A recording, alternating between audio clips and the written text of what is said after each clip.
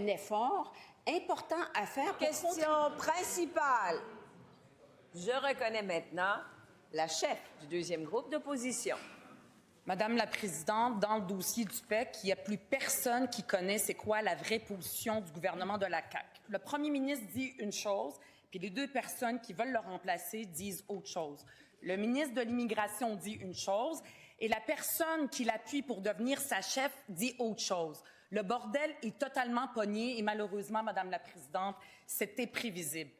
À force de vouloir compétitionner avec le Parti québécois pour savoir qui va être le plus restrictif en matière d'immigration, la CAQ s'est peinturée dans le coin, puis en même temps, ils s'entre-déchirent entre eux.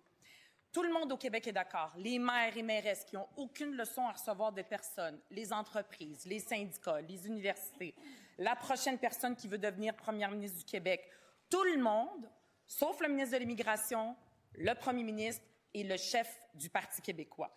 Quand le premier ministre a vu que le bordel était pogné avec le troisième lien, qu'est-ce qu'il a fait?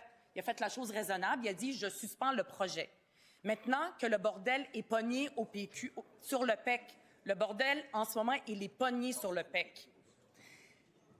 Et ça menace pas juste un pont comme le troisième lien. Ça menace le destin de milliers de personnes qui contribuent à nos régions, qui contribuent au Québec.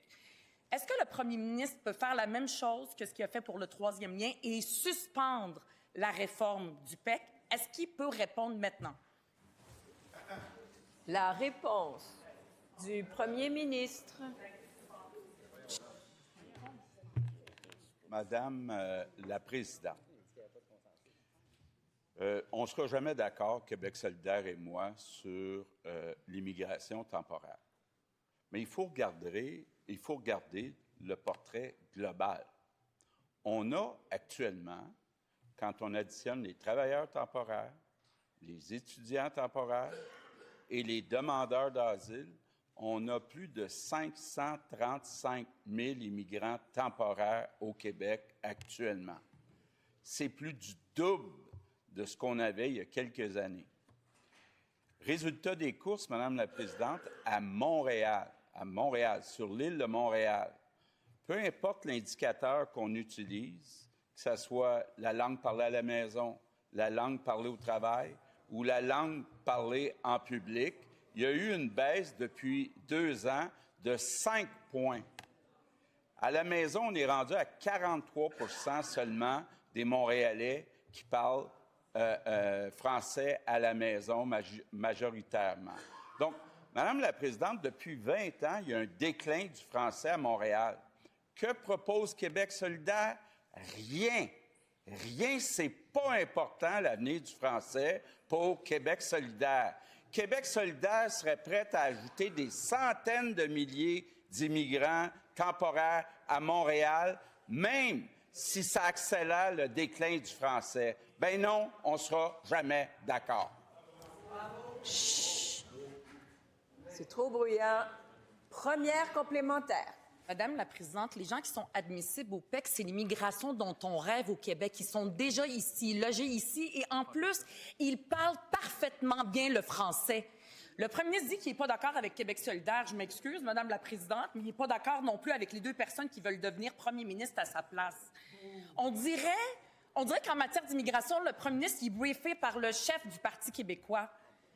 Je lui demande de faire la seule chose raisonnable et pragmatique, suspendre la réforme du PEC. La réponse du premier ministre. Ouais, Madame la Présidente, je veux corriger la chef de Québec solidaire. Le chef du Parti québécois a dit qu'il était ouvert à une clause de droit acquis pour le PEC. Mathieu Bock-Côté est découragé du chef du PQ. C'est quand même pas rien, Madame la Présidente. Mathieu Bock-Côté est découragé du PQ parce que le chef du PQ veut une clause de droit acquis pour le PEC.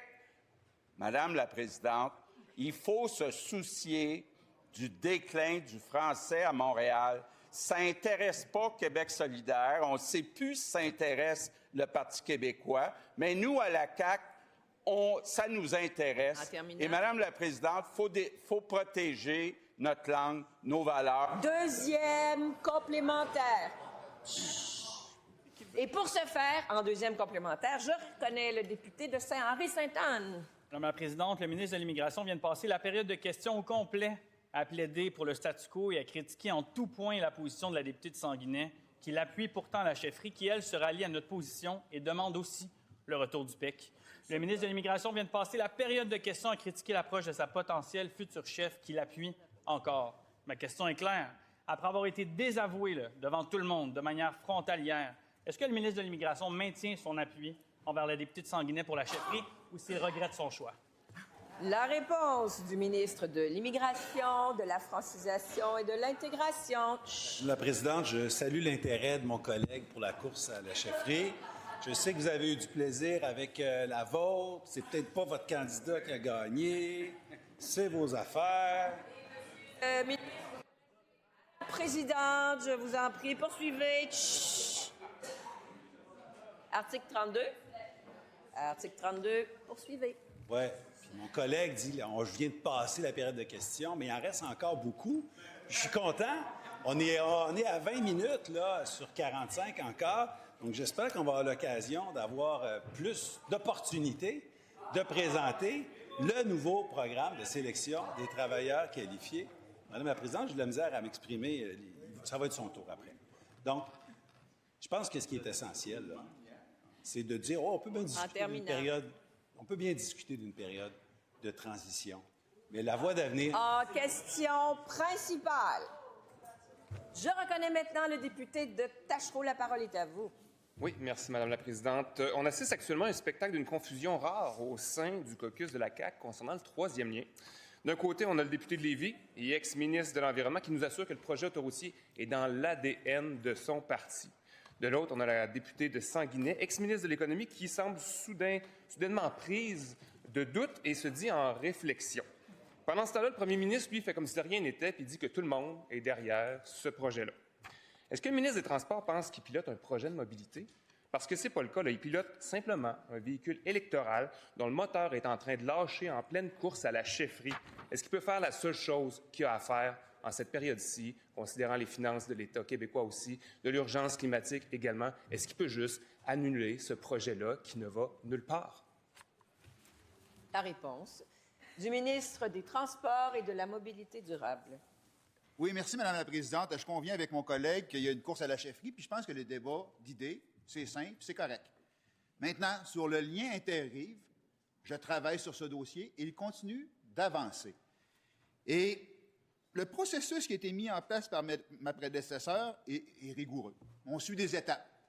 En juillet dernier, on a adopté le corridor central, après une analyse multicritère qui regardait 5 corridors et qui regardait les avantages du meilleur corridor dans le contexte des critères qu'on s'est donnés. Et oui, il y a un enjeu de mobilité. Oui, il y a un enjeu de développement économique. Oui, il y a un enjeu de transport des marchandises et de sécurité économique, de fluidité de la circulation, de sécurité commerciale, de transport collectif. Ce sont les éléments, les critères qu'on s'est donnés pour faire l'évaluation du meilleur corridor. Une fois qu'on a fait cette décision-là, qui a été prise, on a travaillé sur le corridor qui a été identifié comme étant le meilleur, des forages détaillés pour arriver à dégager le tracé définitif et le prix cible pour pouvoir faire un appel de qualification et inviter des consortiums à travailler sur le dossier. Première complémentaire. Le choix, ce tracé central, en fait l'unanimité. On le voit bien d'abord au sein du caucus. On le voit aussi, l'entièreté des maires de la grande région de Québec sont contre ce tracé-là ou sont contre le projet tout court. Un projet dans cet axe-là, c'est envoyer des voitures de plus dans les zones les plus achalandées du réseau que le ministre a comme responsabilité. C'est l'endroit le plus achalandé. Alors, est-ce que le ministre peut juste admettre que son projet, il tient sur un bout de papier et que ce n'est pas bon, qu'il devrait l'annuler? La réponse du ministre. C'est certain, Madame la Présidente, qu'on est le seul parti, le gouvernement, qui pensons et qui travaillons sur un lien interrive entre la 7e plus grande ville du Québec et la 2e plus grande ville du Québec. Parce qu'actuellement, on a un lien, le pont Pierre-Laporte, et on a un deuxième lien, le pont de Québec, qui est sympathique, patrimonial, mais qui n'a pas tant de capacité. Et actuellement, le pont Pierre-Laporte est en surcapacité. Alors, en termes de sécurité économique, de mobilité, pour transporter de la marchandise, pour transporter les humains, nous, on pense que ça prend un lien supplémentaire. Alors déjà, c'est là qu'on est. Maintenant, on travaille étape par étape et on avance dans ce projet-là. Mon collègue n'est pas d'accord. Grand bien lui fasse. Deuxième complémentaire. Le traversier entre Québec et Lévis, on a du retard là-dessus, ça se fait pas, il n'y a rien qui se fait du côté de la CAQ. Le pont de Québec, le gouvernement refuse de proposer des choses intéressantes et intelligentes pour abaisser le tablier du pont. Surtout, ne fait pas le travail d'entretien. Le pont Pierre-Laporte est en désuétude parce que ce gouvernement-là ne fait pas la job de l'entretenir comme il faut. Alors, pendant que puis le transport en collectif du côté de Lévis ne se développe pas non plus par ailleurs. Alors, plutôt que de prendre la population en otage en ne focusant que sur le troisième lien, est-ce qu'il ne pourrait pas améliorer ce qui se passe autour du troisième lien? La réponse du ministre. Madame la Présidente, mon collègue, sur cette dernière question, dit n'importe quoi. C'est n'importe quoi. Le pont Pierre-Laporte, on remplace les suspentes, on met beaucoup d'énergie et de financement pour assurer sa pérennité. On le fait bien, il est sécuritaire, le ministère y veille. Le pont de Québec, c'est de propriété fédérale. On travaille sur le tablier et ce que mentionne mon collègue, qui parle au fédéral pour leur abaissement, ce potentiel-là qui est assez fictif, grand bien lui fasse. Pour ce qui est maintenant de la traverse Québec-Lévis, c'est 2031. La Société, en fin de compte, des traversiers travaille ça. Il n'y a pas d'enjeu, bien que certains l'aient nommé comme ça. Ça n'existe pas, ils l'ont confirmé. On est au rendez-vous. Donc, ici, c'est de l'esbrouf. En question principale, je reconnais maintenant la députée de Verdun. Merci, Madame la Présidente. Pendant que la CAQ s'entre-déchire sur les PEC, le troisième lien, mais les familles du Québec se demandent comment ils vont arriver à la fin du mois. Près d'un parent sur 4 au Québec affirme de ne pas avoir les moyens de couvrir les besoins des bases de sa famille et près d'un tiers des ménages avec enfants en bas âge risquent déjà d'être en situation d'insécurité alimentaire. Même en travaillant fort, avec un salaire moyen, la pression est étouffante. Pourquoi personne n'en parle au gouvernement? Les familles ont besoin d'aide. La semaine dernière, ma collègue de Sherbrooke et moi, nous avons proposé une mesure simple, concrète, immédiate, détaxer les vêtements usagés pour enfants. Les enfants, ça grandit vite, très vite, et les vêtements, ça coûte un bras. Pour bien des parents, acheter de l'usager, ce n'est pas un luxe, c'est une nécessité. Ma question est simple. Est-ce que le ministre des Finances s'engage à étudier cette mesure et l'inclure? La réponse du ministre des Finances. Oui, merci, Madame la Présidente. Mais c'est certain que c'est une proposition qui est intéressante. Puis l'enjeu, c'est qu'on reçoit des milliards de propositions intéressantes. Alors, dans le cadre des milliards de propositions intéressantes. Oui. En dollars. Merci, Monsieur le Président. Excusez-moi, Madame. Oui. Alors, je vais vous décrire le processus budgétaire. Un budget standard au Québec, approximativement une hausse d'1% des dépenses, donc 1,5 milliard par année, fois 5, 7 milliards. 7. Je peux répondre? S'il vous plaît. On poursuit. Monsieur le ministre, poursuivez. Non, mais je pensais qu'il y avait une question.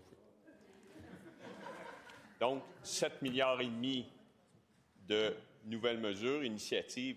Le montant des demandes que nous recevons de la société civile, de l'ensemble des ministères, des organismes, ça totalise approximativement 50 milliards. Alors, on a des décisions difficiles à prendre. On optimise sous contrainte. Ce qui est proposé là, extrêmement intéressant. Les assiettes fiscales doivent être harmonisées avec le fédéral. Première complémentaire.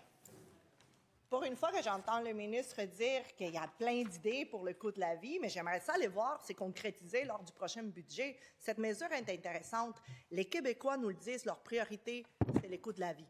C'est ça, la priorité des Québécois. Commençons par détaxer les vêtements usagés pour enfants. Si 6 000 personnes ont signé la pétition de ma collègue, ça veut dire une chose. Les familles ont besoin d'aide maintenant. Est-ce que le ministre s'engage à étudier la proposition? La réponse du ministre. Mais, Madame la Présidente, je suis vraiment content de savoir que Québec solidaire s'intéresse au coût de la vie.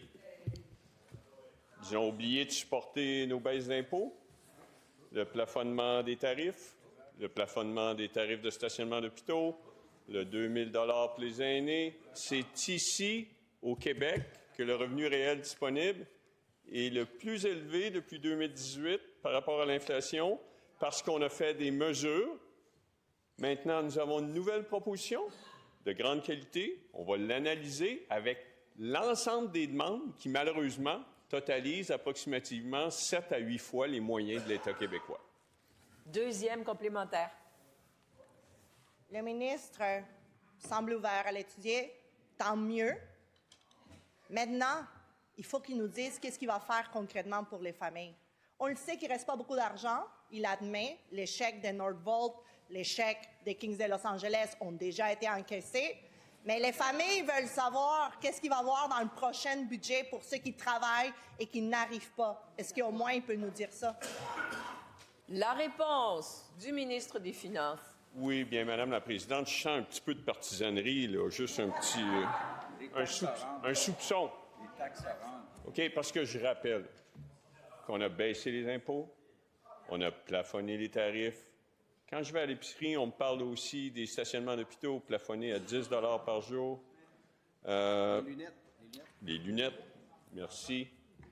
Le 2 000 $ pour les aînés, le crédit d'impôt solidarité, crédit d'impôt pour les proches aidants.